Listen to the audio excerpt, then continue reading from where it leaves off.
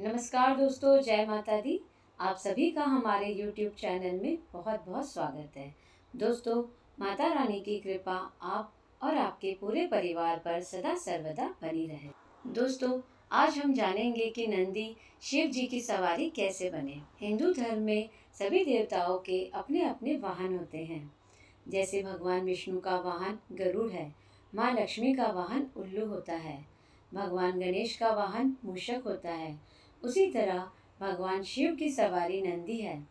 आपने शिव मंदिरों में देखा होगा, भगवान शंकर के साथ बैल रूपी नंदी की मूर्ति भी रहती है।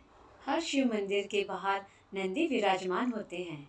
नंदी की पूजा भी की जाती है और कहा जाता है कि नंदी के कान में कोई भी मनोकामना कहने से वह सीधे भगवान शिव के पास पहुंचती है और पूर्ण हो जाती है। भगवान शंकर नंदी के माध्यम से ही भक्तों की पुकार सुनते हैं।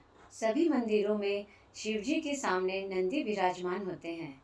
भक्त को शिव जी के दर्शन करने से पहले नंदी के दर्शन करने होते हैं। नंदी शिव जी की सवारी है। इतना ही नहीं, उन्हें शिव जी का सबसे बड़ा भक्त भी कहा जाता है। लेकिन दोस्तों, क्या आप यह जानते हैं कि शक्ति और भक्ति का प्रतीक नंदी आखिर कैसे बने शिव जी की सवारी। और दोस्तों, शिव जी के साथ नंदी की पूजा का भी बहुत महत्व है। इसलिए शिव जी के साथ नंदी की प्रतिमा भी घर मंदिर में विराजित होती है। तो चलिए दोस्तों, अब हम जानते हैं कि नंदी आखिर कैसे बने शिव जी की सवारी और क्यों शिव जी के सभी मंदिरों में विराजित होते हैं नंदी। शिव जी की घोर तपस्या के बाद शिलाद ऋषि ने नंदी को पुत्र रूप में पाया था। शिलाद ऋषि ने अपने पुत्र नंदी को संपूर्ण वेदों का ज्ञान प्रदान किया। एक दिन शिलाद ऋषि के आश्रम में मित्र और वरुण नाम के दो दिव्य ऋषि पधारे। नंदी ने अपने पिता की आज्ञा से उन ऋषियों की उन्होंने अच्छे से सेवा की। जब ऋषि जाने लगे तो उन्होंने शिलाद ऋषि को तो लंबी उम्र और खुशहाल जीवन का आशीर्वाद दिया, लेकिन नंदी को नहीं दिया। तब शिलाद ऋषि ने उनसे पूछा कि उन्होंने नंदी को आशीर्वाद क्यों नहीं दिया। इस पर ऋषियों ने कहा कि नंदी अल्पायु है। यह सुनकर शिलाद ऋषि चिंतित हो गए। पिता की चिंता को नंदी ने जानकर पूछा कि क्या बात है पिताजी। तब पिता ने कहा कि तुम्हारी अल्पायु के बारे में ऋषि कह गए हैं, इसलिए मैं चिंतित हूँ बेटा। यह सुनकर नंदी हंसने लगा और कहने लगा कि आपने मुझे भगवान शिव की कृपा से पाया है, तो मेरी उम्र की रक्षा भी वही करेंगे। आप क्यों चिंता करते हैं। इतना कहते ही नंदी भुवन नदी के किनारे शिव जी की तपस्या करने के लिए चले गए।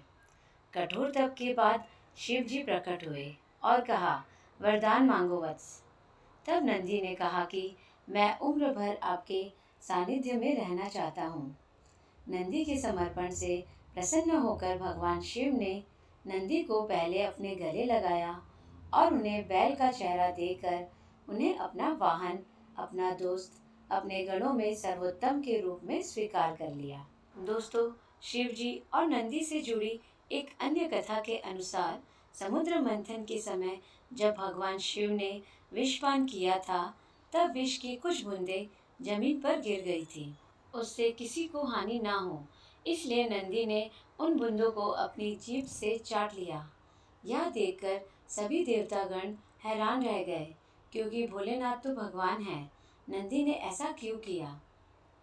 तब नंदी ने कहा था, जब उनके प्रभु इस विष का पान कर सकते हैं तो वो क्यों नहीं करते। इस बात को सुनकर भगवान शिव अति प्रसन्न हुए और उनके समर्पण को देखकर शिव जी ने कहा कि उनकी शक्तियाँ नंदी में भी विद्यमान रहेगी। इसके बाद से नंदी भगवान शिव के और प्रिय हो गए और भगवान शिव ने नंदी को अपने सबसे बड़े भक्त की उपाधि दे दी। और इस तरह नंदी भगवान शिव की सवारी के साथ ही उनके सबसे बड़े भक्त भी कहलाते हैं। दोस्तों, अगर आपको यह कथा अच्छी लगी हो तो प्लीज़ आप मेरे इस वीडियो को लाइक करें और मेरे चैनल को सब्सक्राइब करें। जय माता दी दोस्तों।